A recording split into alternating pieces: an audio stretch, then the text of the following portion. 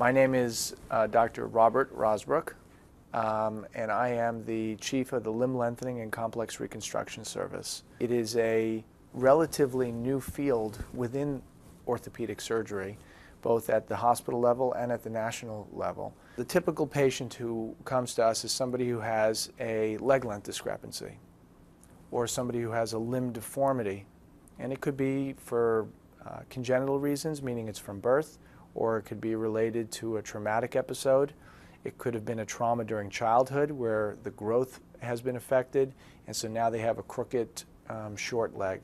So that's sort of the typical type of patient. A lot of patients over the years that have been recommended for amputation because of an infected bone or missing bone after a traumatic episode, and we've been able to reconstruct those legs, and we save the leg. And when we're all done, it's really, it's puzzling to anybody who saw this patient that somebody would have even recommended an amputation because they're functioning so well. It's incredible how many of the general medical doctors have no idea about what we're doing.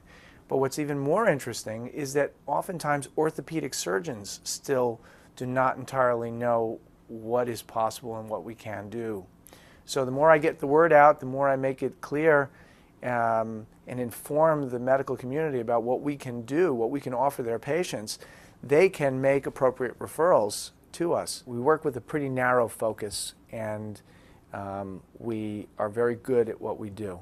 So as a hospital, we focus on orthopedic issues, musculoskeletal medicine and surgery. And as orthopedic surgeons here, we focus on orthopedic surgery. There are no other surgeons here except for orthopedic surgeons. So we're constantly evaluating and reevaluating what we do to try to improve what we can do for the patient.